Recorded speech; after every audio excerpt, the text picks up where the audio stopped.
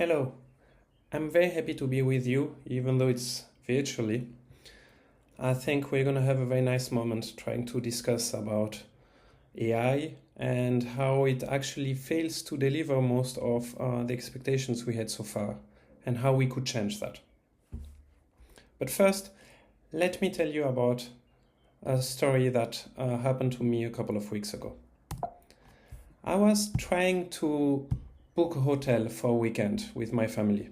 I went to booking.com and there were 347 hotels. There was a lot of data. We had all the amenities that were in these hotels. We had some AI telling me what were the reviews of the customers for a specific hotel or another one. We had information about in which area each of these hotels were, even if they had swimming pool and so on and so forth. But basically, I had too much data. I didn't know which one to choose based on the fact that I was with the family and I wanted to be in a very quiet area and not a disco area. So I knew that this hotel was in the center, but I didn't know if it was a quiet street or a not quiet street. I didn't know what would be the temperature when I would go there, which allowed me actually to take the decision if I want to have a swimming pool or AC, or if I don't need that.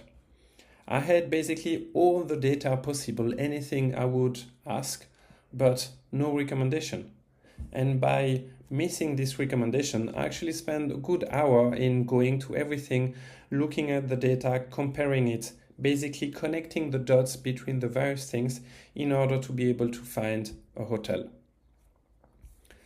How is that connected to the pharma industry, do you think? Let's make it clear. Just imagine the last commercial meeting you had. I wanted to make it as a hand raise, but as I'm not here, let's raise our hands virtually. Just imagine in some of your last meetings, did one of these things happen? Did you actually agree to meet again after having looked at the data? Did you agree on analyzing, getting more data and creating a new dashboard in order to know in order to better monitor what's happening? Or did you even wonder, okay, what does this data even mean? Is it good or is it bad? Am I supposed to do something? Am I supposed to continue or not? I can tell you that most of you had actually this issue in the past. I know that because I've been working consulting for years and years, and these are all the questions that we usually get, all the conclusions that come at the end of meetings. So how can we change that, or what's the issue here? The issue is what I call the reporting comforting trap. Basically, we want to have more data in order to feel good because we've been told that if we have data, we're going to take good decisions. And in principle, it's correct. When we have good data, we take good decisions. The issue is if we have too much data, we may take way too much time to analyze it. We may not be able actually to even analyze it correctly because we cannot remember all the data from everything. Just imagine your market research. Do you remember the 300 slides of each of the market research that were done over the last 3 years? Probably not. Think about your marketing campaigns. Are you able to remember all the click-through rates, all the impressions, all the engagements that you had by channels over the last few years? Probably not. So it is very good to have data. It's also good to have dashboards, even though in the end, nobody looks at the dashboard, or there is only one person who actually knows the dashboard, and we always end up going back to this person. The issue is that we don't transform these data into decisions. Or when we do spend a lot of time in order to do that. How do we change that? By changing the operating model. What do I mean by that? Right now, AI didn't change the way we work. It basically helped us doing more of what we were doing. We were doing a report of 1 page in a day. Now, in a couple of hours, we can do a report of 50 pages. Great. On the other side, we have somebody who receives a report of 50 pages instead of receiving 1 page, puts it back in the AI, gets a summary to get it back to 1 page. So we create noise somehow. And this happens everywhere, not only in the pharma industry. Now that we're able to actually create faster, we create more. We create more data, more documents, more information. And on the other hand, we need AI in order to analyze all that. And that's just more noise. We have better reports, faster summaries, but we have way more noise right now. It's even more complicated to take a decision taking all the information into account because we have so much information. So AI didn't actually solve an issue, it simply helped us being better at the issues we already had before. But in order to change the way we work, we also need to change the way we think. For example, right now we're measuring the amount of data and insights we have, but we don't measure anything around decisions. We don't look at how much time we take to take a decision. Is it 1 week, 3 weeks, 4 weeks in order to take a decision when something happens? This can make a very big, this can have a very big impact on the market if you react in a week or if you react in a month. These are things that we need to know and that we need to work on. And the same on the effort. Do I actually spend a team of 4 people analyzing data during a week, or do I already have the information available so that I can take the decision at the beginning of the week in 30 minutes with these same 4 people? Both the latency and the effort will change the way you actually react and will impact then the results of your company. I had a boss in the past. He actually told me that I would be able to beat a grandmaster at chess if I were able to do 4, 5, 6 moves when he does only 1. Imagine in your company if you would be actually able to take much faster steps than your competitors. If everything that your competitor does in a month you do in a week, that would give you a huge edge. And that's what we're trying to do by optimizing on the decision and not only on the data. Obviously, it doesn't mean that we should forget the data. It just means we change the operating model in order to better work with the data. And to change the operating model, we need a decision engine. We need this super powered assistant who's actually able to remember all these market researches of the last 3 years, who's able to remember all these campaigns data I spoke about earlier, by channel and everything, who's able to connect all these dots together. So how does such an engine work? In order to explain you, let's split the way decisions are usually taken into 3 steps. First, there's a signal. Basically, something happens outside. Something that your competitors have done, something that your customers may have said, a different regulation, and so on and so forth.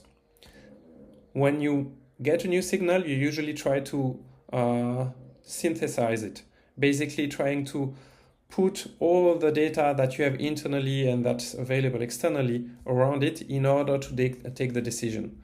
You look at the market research, you look at your processes, you're going to try to put the dots together. Am I missing some data? Is the data different from one team to the other? Is the data that I have actually up to date? So you're going to work on all this data. And then based on that, you're going to work on scenarios in order to take a decision and trying to understand what would be the consequences for that. Most of the AI today stop at the second step.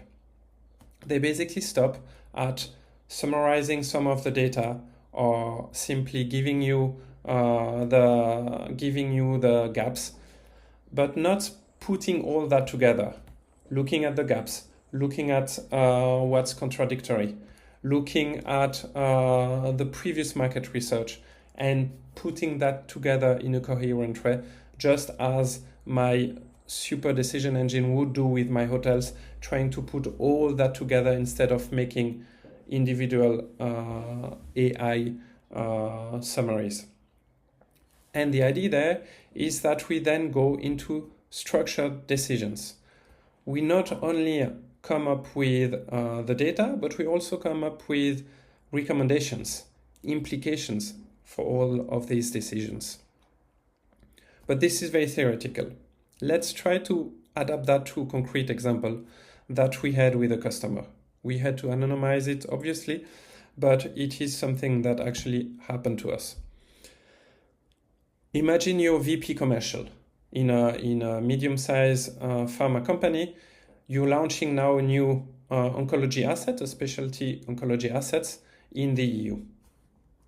It's Tuesday morning and you open your laptop. You go through your Launch Excellence platform, and what you see is that there's an issue with Germany. Here you see it's at risk. There's something that actually happened.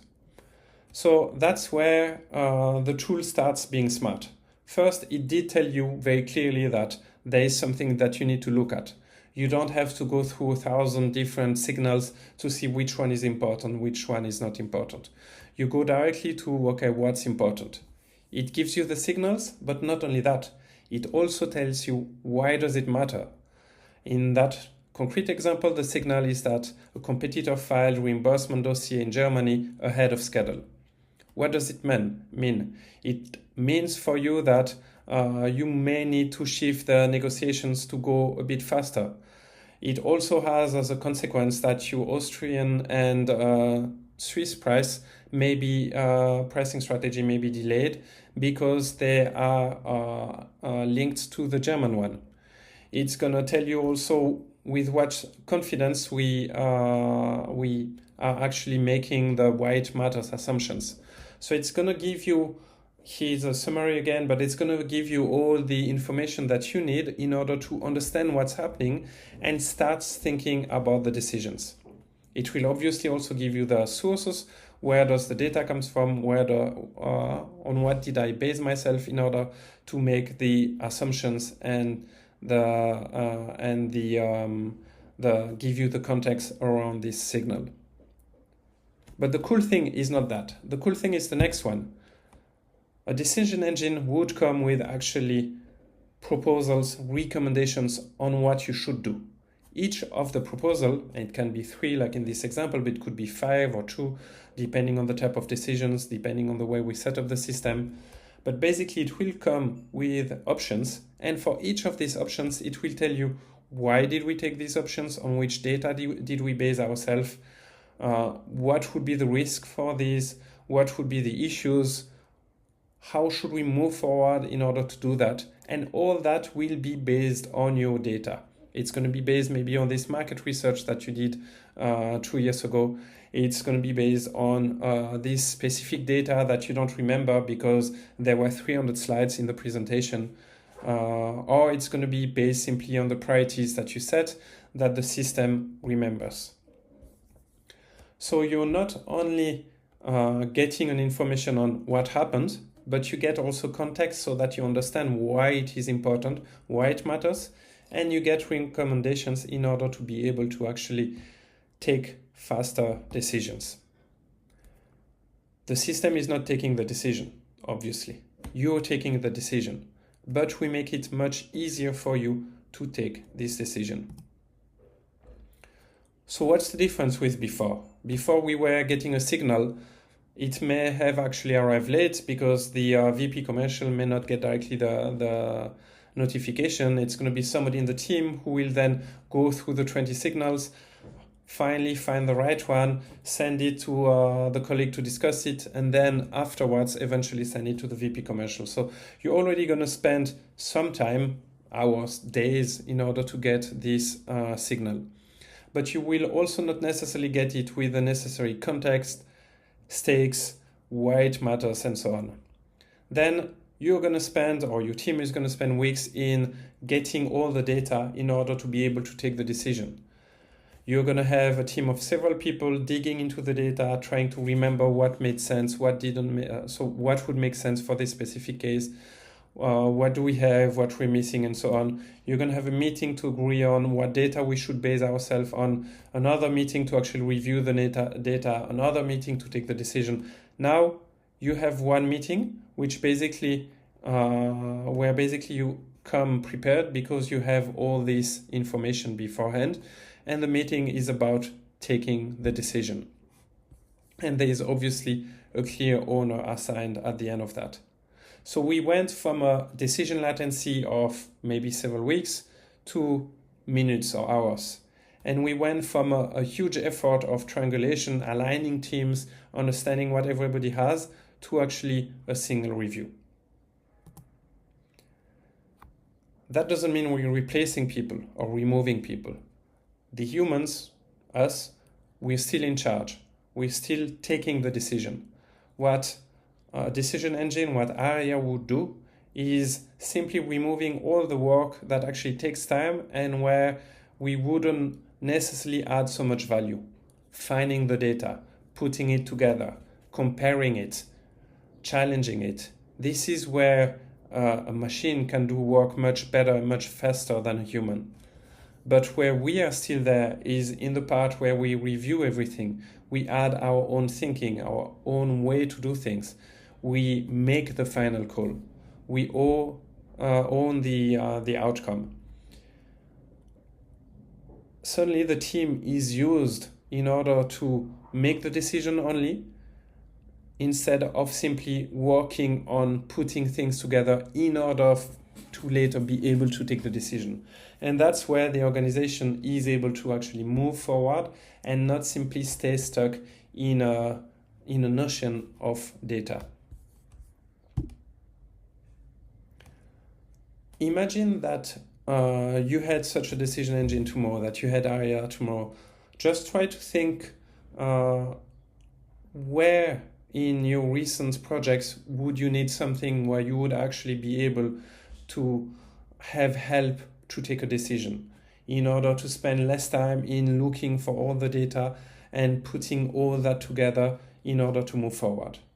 It could be launch readiness, it could be competitive intelligence, portfolio prioritization, brand performance. I can bet that all of you have such cases where you think, I could have gone faster actually. I could have saved time and saved also the boredom of going through all the data in order to actually focus on the decision and help my company moving forward. Before leaving, before ending, I'd like you to take 3 things with you to take them home.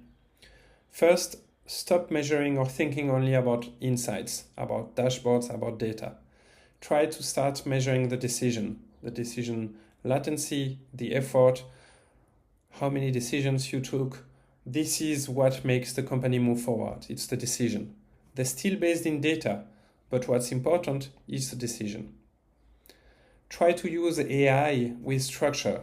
Don't try to simply use AI, as in the example I gave you forward before, to create longer documents and then summarize the same documents somewhere else in another team. Try to create a structure. That's how you actually will bring value. And then try not to get trapped in this reporting comfort. Try not to think, okay, I have more data, so I should be fine. By following these principles, you're going to be able to actually move much faster in a still very structured way. We don't have an information problem. We don't have a lack of data, a lack of information. What we have is a lack of movement. Our industry is known for being relatively slow. We're still not going to be the fastest industry because of the regulations and everything, but we can definitely move much faster if we have a different operating model that helps us do so. Thank you very much.